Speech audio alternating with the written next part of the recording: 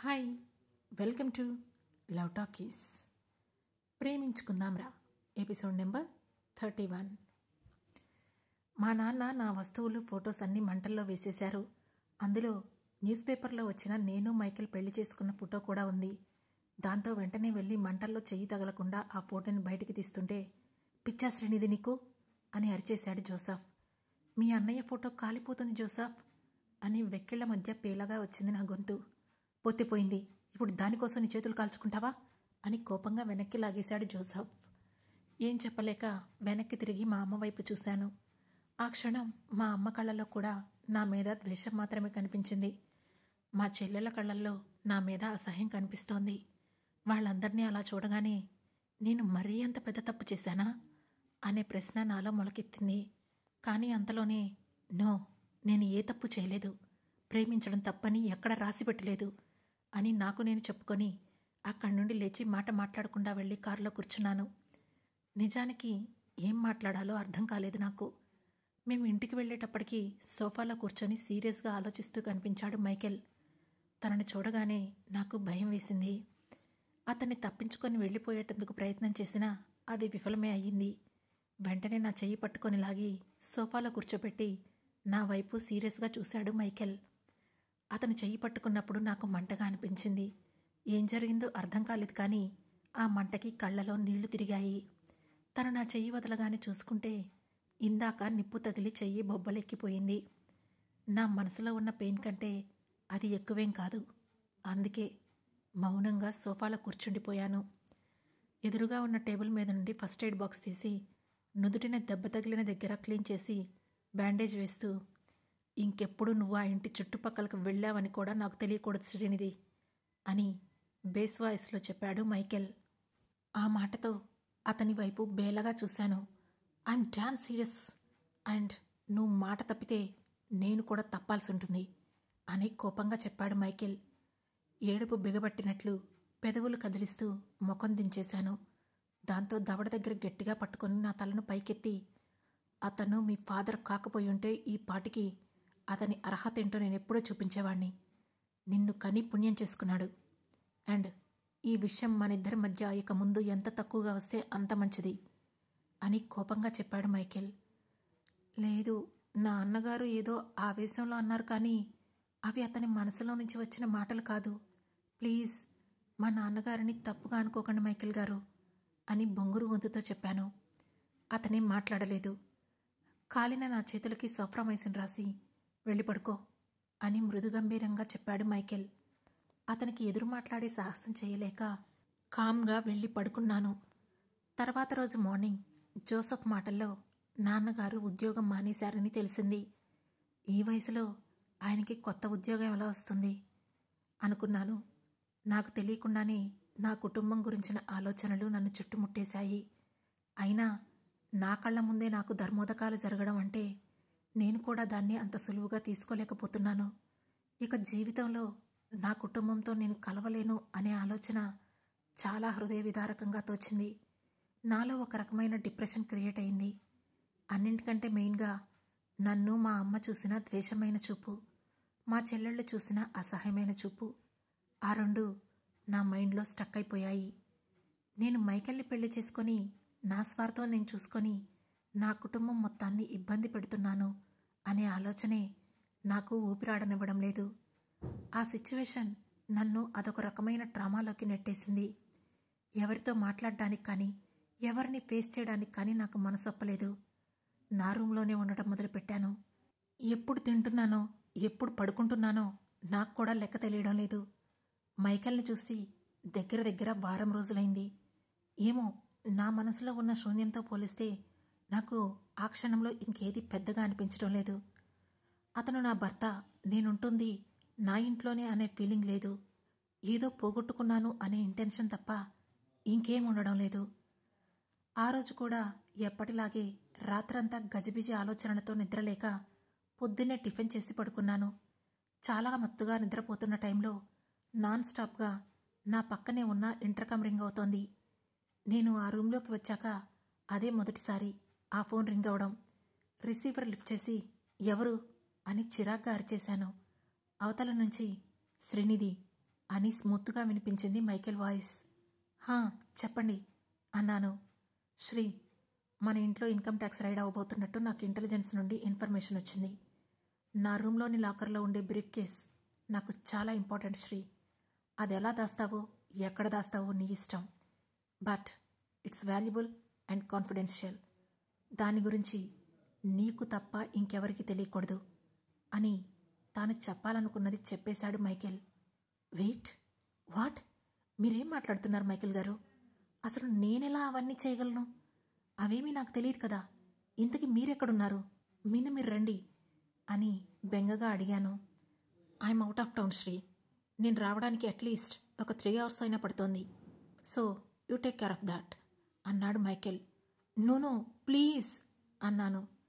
ఇవన్నీ కొన్ని వేల కోట్లతో రిలేట్ అయిన విషయాలు. వాటిని అంత లైట్గా తీసుకోలేమని నాకు బాగా తెలుసు. కానీ అప్పటికే తన డెసిషన్ ఫైనల్ అయ్యిందేమో. ఫోన్ కట్ చేసేశాడు మైకేల్. ఆ తర్వాత అసలు ఏం చేయాలో నాకు అర్థం కాలేదు. ఎలాగైనా సరే ముందు ఆ బ్రీఫ్ కేసులు తీసేయాలని గబగబా నా రూమ్ నుండి బయటికి వెళ్ళి మైకేల్ రూమ్లో ఉన్న లాకర్ ఓపెన్ చేసి అందులో అతను చెప్పిన పాస్వర్డ్ టైప్ చేశాను. అది ఓపెన్ అయ్యాక ఒక బ్రీఫ్ కేస్ కనిపించింది. అంతటి లాకర్లో ఆ ఒక్కటే బ్రీఫ్ కేస్, అతని లైసెన్స్డ్ గన్ తప్ప ఇంకేం లేవు. దాంతో ఆ వస్తువులు చాలా వాల్యుబుల్ అని అర్థమైంది. దాన్ని కాపాడాలనే ఆలోచన రావడంతో మొద్దుబారిన నా మెదడుకి కాస్త మేతలాగా అయ్యింది. ఏం చేయాలో ఒక ఆలోచనకి వచ్చి ఆ బ్రీఫ్ కేస్ పట్టుకొని గ్యారేజ్లో ఉన్న కారును వెతుకుతూ వెళ్ళాను. రీసెంట్గా మైకేల్ ఒక ఇంపోర్టెడ్ స్పోర్ట్స్ కార్ తీసుకున్నారు. అదింకా రిజిస్టర్ అవ్వలేనట్లు గుర్తు నాకు. అదే వెతుక్కుంటూ గ్యారేజ్లోకి వెళ్ళాను. కవర్ వేసున్న కారు కనిపించింది. దాని కీస్ అవెక్కడా? ఇప్పుడు వాటిని వెతకడం కంటే మైకేల్కి ఫోన్ చేయడం బెస్ట్ అనిపించింది. దాంతో వెంటనే మైకేల్కి కాల్ చేశాను. కీస్ తన బెడ్రూమ్లోనే ఉన్నాయని చెప్పాడు. గబగబా మళ్ళీ వెళ్ళి ఆ కీస్ తీసుకొని కార్ స్టార్ట్ చేశాను. మేముంటున్న ఇంటికి చాలా దూరంలో ఒక ఐసోలేటెడ్ రైల్వే ట్రాక్ ఉంది. అక్కడికి తీసుకెళ్ళి కారు వదిలేసి పార్క్ చేసి లోపల బ్రీఫ్ కేస్ పెట్టి బయట నుండి లాక్ చేసి దాని మీద కవర్ వేసి గట్టిగా ఊపిరి పీల్చుకొని అక్కడి నుండి రోడ్డు మీదకి నడిచాను. నాకు అప్పటికే అలవాటైపోయిన ఎండ చాలా దారుణంగా అనిపించింది. శారీరకంగా మానసికంగా శ్రమ అలవాటు పోయింది. ఆ కొంచెం దూరం కూడా ఏదో మైల్స్ డిస్టెన్స్ లాగా అనిపించింది. నా ఫోన్ కూడా మా ఇంట్లో ఉండిపోవడంతో నాకు కనీసం క్యాబ్ బుక్ చేసుకునే సౌకర్యం కూడా లేదు. ముందు ఒక ఫోన్ కొనుక్కోవాలి అని నా మెదడులో ఒక ఆలోచన వచ్చింది. అసలు నా బాడీలో ఉన్న వాటర్ అంతా ఆ సూర్యుడు స్ట్రా వేసి తాగుతున్నట్లుగా ఒక్క పిసరు ఓపిక కూడా లేకుండా పోయింది నాకు. సన్కి డ్రై రోస్ట్ అయిపోయి ఎదురుగా ఏదో టిఫిన్ షాప్ కనిపిస్తే ఫ్యాన్ ఉంటుందని వెళ్ళి అక్కడ కూర్చున్నాను. ఎదురుగా ఒక 70 ఏళ్ల ముసలావిడ వాళ్ళ ఆయన కనిపించారు. అతనికి ఆరోగ్యం సరిగ్గా లేదనుకుంటా. మూతి వంకరపోయి కొంచెం అదో రకంగా ప్రవర్తిస్తుంటే అలా కాదు అని బ్రతిమాలి బుజ్జగించి బెదిరించి ఇడ్లీని ముక్కలుగా చేసి తినిపిస్తోంది ఆవిడ. ఇదే కదా భార్యాభర్తల సంబంధం అంటే. లైఫ్లో వచ్చిన అందరూ ఏదో ఒక టైంలో వెళ్ళిపోతూనే ఉంటారు, ఒక్క భర్త తప్ప. జీవితాంతం కలిసి ఉండేది నేను అతనితోనే కదా. అలాంటిది నేనేమో నన్ను నమ్మని వాళ్ళ గురించి ఆలోచిస్తూ నన్ను నమ్మి నాతో జీవితం పంచుకున్న మైకేల్ని అలా వదిలేయడం తప్పు కదా అనిపించింది. ఆ క్షణం కళ్ళలో నీళ్లు గుబుక్కని తిరిగాయి. నాకు నా ఆలోచనలకు మైకేల్ అతని ఫ్యామిలీ ఎంతో విలువిస్తారు. అలాంటి వాళ్ళని నా డిప్రెషన్తో ఇంకా ఇంకా పరీక్షించడం కరెక్ట్ కాదేమో అనిపించింది. దాంతో కాసేపు అక్కడే కూర్చొని ఆటోలో ఇంటికి స్టార్ట్ అయ్యాను. కాసేపటికి ఇంటికి వెళ్ళి ఫ్రెష్ అయ్యి బయటికి వచ్చేసరికి బయట ఇన్కమ్ ట్యాక్స్ వాళ్ళు సెక్యూరిటీ వాళ్ళతో మాట్లాడుతూ కనిపించారు. సెక్యూరిటీ వాళ్ళని ఆపుతున్నట్లు అనిపించింది. వెంటనే ఇంటర్కామ్ నుండి సెక్యూరిటీకి కాల్ చేసి వాళ్లను లోపలికి పంపించమని చెప్పాను. Good morning Mrs Michael Peter, I'm Selvaraghavan, income tax department అని గంభీరంగా చెప్పారు అక్కడికి వచ్చిన officer. Good morning mister Selvaraghavan, please have your seat అని అన్నాను. I will, but can I have mister Michael Peter అని అడిగాడు Selvaraghavan. He is out of the town, you can contact me in case of any necessary అని చెప్పాను.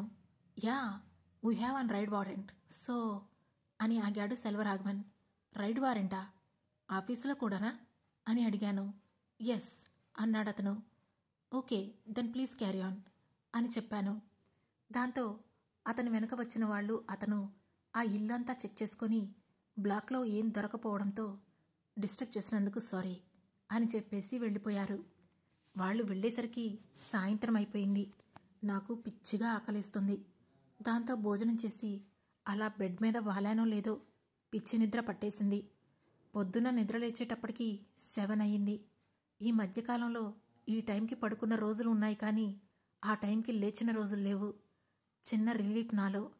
Fresh అయ్యి బొట్టు పెట్టుకుంటూ అద్దంలో చూసుకున్నాను. మెడలో ఉన్న పసుపు తాడు నుదుటిన కాళ్ళు ఖాళీగా కనిపించాయి. మెట్టెలు కుంకుమ పెట్టుకుంటేనే భర్త చల్లగా ఉంటాడని మా అమ్మ ఎప్పుడూ చెప్పేది. అదంతా నిజమో అబద్ధమో నాకు తెలీదు, తెలుసుకోవాలని కూడా లేదు. కానీ ఖచ్చితంగా మైకేల్ క్షేమంగా ఉండటం కోసం వాటిని వేసుకోవాలని డిసైడ్ అయ్యాను. ముఖం మొత్తం సరైన తిండి నిద్ర లేక పీక్కుపోయింది. మన గురించి మనం పట్టించుకోకపోతే 15 రోజుల్లోనే ఇలా అయిపోతామా అని అప్రయత్నంగా అనుకున్నాను. అందుకే ఫస్ట్ కొంచెం హెల్త్ చూసుకోవాలి అనుకుంటూ మైకేల్ని కలవడం కోసం తన రూమ్కి వెళ్ళాను. డోర్ ఓపెన్ చేసే ఉంది. అప్పుడే జోసెఫ్ బయటికి వెళ్ళాడేమో. దాంతో డోర్కి జారబడి మైకేల్ గారు లోపలికి రావచ్చా అన్నాను. ఇది నీ రూమ్ కూడా అని గుర్తు చేశాడు మైకేల్. దాంతో చిన్నగా నవ్వి అతనికి దగ్గరగా వెళ్ళి టై కట్టుకుంటున్న అతని చేతి నుండి టైని లాగి నెమ్మదిగా అతనికి నేనే టై కడుతూ సారీ అని చిన్నగా చెప్పాను. దేనికి అన్నట్లు చూశాడు. అదే ఇన్ని రోజులు ఏదో ట్రామాలో ఉండిపోయి పిచ్చిగా బిహేవ్ చేశాను. మిమ్మల్ని కూడా సరిగా పట్టించుకోలేదు. నవ్ ఐఎమ్ ఫైన్ అని తన టై సెట్ చేసి కోట్ తీసి తన చేతికిచ్చాను. కోట్తో పాటు నన్ను కూడా పట్టుకొని దగ్గరికి లాగి అయితే ఆఫీస్కి ఎప్పటి నుండి వస్తున్నావు అని అడిగారు. రేపటి నుండి వస్తాను. ఈరోజు నాకు కొంచెం పనుంది, షాపింగ్కి వెళ్ళాలి అని చెప్పాను. తనేం మాట్లాడలేదు. అందరికీ మౌనం అర్ధాంగీకారం అయితే నాకు మాత్రం తన మౌనమే పూర్తి అంగీకారం అన్నమాట. ఇంతలో ఏదో గుర్తొచ్చినట్లు మీ బ్రీఫ్ కేస్ అక్కడ ఐసోలేటెడ్ రైల్వే ట్రాక్ దగ్గరుంది. నన్ను అక్కడ డ్రాప్ చేయండి. నేను కార్ ఇంట్లో వదిలేసి ఇప్పుడే షాపింగ్కి వెళ్తాను అని అన్నాను. నేను కార్ తెప్పిస్తానులే, నువ్వు షాపింగ్కి వెళ్ళు అని చెప్పాడు మైకేల్. దాంతో ఫస్ట్ బ్యాంకుకి వెళ్ళాలి అనుకున్నాను.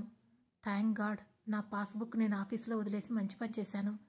లేదంటే ఫోన్లాగే బ్యాంక్ అకౌంట్ కూడా ఉండేది కాదు నాకు అని పేలవంగా నవ్వాను. నీకు ఫోన్ లేదని ఎవరు చెప్పారు? నువ్వు వాడడం లేదంతే అని బెడ్ పక్కనే ఉన్న ల్యాంప్ టేబుల్ నుండి ఫోన్ తీసిచ్చాడు మైకేల్. థ్యాంక్స్ అన్నాను. చిన్నగా నెత్తిన మొట్టి ఇడియట్ అంటూ కసిరాడు మైకేల్. ఎన్ని రోజులైందో తనతో ఇలాంటి మూమెంట్స్ పంచుకొని. దాంతో ఇక నా కోసం ఆలోచించని వాళ్ళ కోసం నేనెందుకు ఆలోచించాలి? అందుకే నా ఫ్యామిలీని అప్పుడు నా లైఫ్ నుండి తీసేశాను. కానీ నేను తీసేయాలనుకుంటే సరిపోతుందా? మరి దేవుడి ప్లాన్స్ ఎలా ఉన్నాయో నాకప్పుడు వాటి గురించి తెలియలేదు.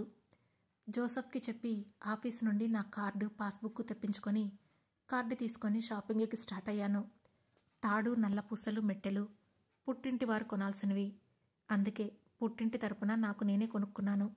వాటిని తీసుకొని కొన్ని రెగ్యులర్ వేర్ చీరలు కూడా కొనుక్కొని మొత్తం ఒక 5 లకారాలకి తెగ్గొట్టి ఇంటికి బయలుదేరాను. అవి కొనేశాను కానీ ఎవరికి వాళ్ళు వేసుకోకూడదు అంటారు కదా అని ఆలోచిస్తూ వాటిని తీసుకొని గుడికి బయలుదేరాను. అక్కడ అమ్మ కనిపించింది. గుడంతా పసుపు రాసి బొట్లు పెడుతోంది. కానీ ఇప్పుడు నన్ను చూస్తే ఆమె చూసే అసహ్యకరమైన చూపు తట్టుకునే శక్తి నాకు లేదు. నా హృదయం దాన్ని ఒప్పుకునే స్థితిలో కూడా లేదు. అందుకే మౌనంగా అమ్మకు కనిపించకుండా పూజారి గారి భార్య దగ్గరికి బయలుదేరాను. ఆవిడతో విషయం చెప్పాను. ఆవిడ చాలామంది ముత్తైదువులున్నారని వాళ్లతో చేయిస్తానని నాకు చెప్పి స్నానం చేసి మడిచీర కట్టుకొని రమ్మని చెప్పారు. అలానే నేను కట్టుకొని వచ్చేసరికి నా పుస్తెలు కడుతున్న ముత్తైదువులలో మా అమ్మ కూడా ఉంది. అవి నాకని తెలియదు కదా. ఆడపిల్ల సంతోషంగా ఉండాలని మొక్కుకొని కట్టేసి బయలుదేరిపోయింది. నేను బంగారం చైన్ మార్చేసుకుని మెట్టెలు దాచుకొని ఇంటికి బయలుదేరిపోయాను. ఇన్ని రోజులు మాకు పెళ్ళయిందనే ఫీలింగ్ రాలేదు. కానీ ఇక మీదట మేమిద్దరం ఒకే రూమ్లో ఉండాలని నిర్ణయించుకున్నాను. కానీ ఆ ఆలోచనకే నా ఒళ్ళంతా చల్లబడిపోయింది. అయినా సడన్గా తన రూమ్లోకి ఎలా షిఫ్ట్ అవ్వాలో నాకు అర్థం కాలేదు. కానీ నా తెలివితేటలు ఉపయోగించాల్సిన టైం వచ్చిందని మాత్రం అర్థమైంది. అందుకే బాగా థింక్ చేసి వెల్డింగ్ సీజర్ తీసుకొని ఏసీ సప్లై వైర్ కట్ చేసి పీకి పక్కన పడేశాను. అమ్మయ్య అనుకొని స్నానం చేసి చీర కట్టుకొని రెడీ అయి కూర్చున్నాను. మైకేల్ వచ్చి ఫ్రెష్ అయ్యి బాల్కనీలో సెటిల్ అయ్యాడు. నేను ఫుడ్ తీసుకొని తన రూమ్కి బయలుదేరాను. శారీలో ఉన్న నన్ను యగాదిగా చూసి, నువ్వెందుకు తెచ్చావు అని సీరియస్గా అడిగాడు మైకేల్. ఊరికే తింటారని అని వెర్రిగా నవ్వి పళ్ళికిలిస్తుంటే చెయ్యి పట్టుకొని నన్ను ఒళ్ళోకి లాక్కున్నాడు. ఇప్పుడేగా ఆఫీస్ నుంచి వచ్చారు, కొంచెం ఫ్యామిలీ టైం ఇవ్వచ్చు కదా అని అడిగాను. మళ్ళీ మౌనం. తన మౌనమే నా పాలిట శ్రీరామ రక్ష అనిపిస్తుంది ఒక్కొక్కసారి. నా రూమ్లో ఏసీ పనిచేయడం లేదు, నేను ఈరోజు మీ రూమ్లో పడుకోవచ్చా అని చిన్నగా అడిగాను. పని చెయ్యడం లేదా, నువ్వు పాడు చేశావా అని అడిగాడు మైకేల్. ఆ ప్రశ్నకు గతుక్కుమని చూశాను. అంటే అది నేను అని నసుగుతుంటే, ఇది నీ రూమ్, నీ ఇల్లు, నీకు నచ్చిన దగ్గర ఉండొచ్చు, సో టైం వేస్ట్ చేయకుండా బట్టలు తెచ్చుకొని సర్దుకో అని చిన్న నవ్వుతో చెప్పాడు మైకేల్. థ్యాంక్స్ అని చప్పున తన బుగ్గకి ముద్దిచ్చి పరిగెత్తుకుంటూ రూమ్లోకి వెళ్ళిపోయి నా డ్రెస్సెస్ అన్నీ సర్దుకొని వచ్చి తన బెడ్రూమ్లో సెటిల్ అయిపోయాను. ఇక మీదట నా ఫ్యామిలీని నేను చూసుకోవాలి అని స్ట్రాంగ్గా అనుకున్నాను. నా పక్కనే మైకేల్ వచ్చి పడుకునేంత వరకు ఏవేవో ఆలోచిస్తూనే ఉన్నాను. తను పడుకోగానే దగ్గరగా జరిగి అతని చుట్టూ చేయి వేసి, నేను మళ్ళీ డ్యాన్స్ క్లాసెస్ జాయిన్ అవుదామని అనుకుంటున్నాను, మీకు ఓకేనా అని అడిగాను. అతనేం మాట్లాడలేదు.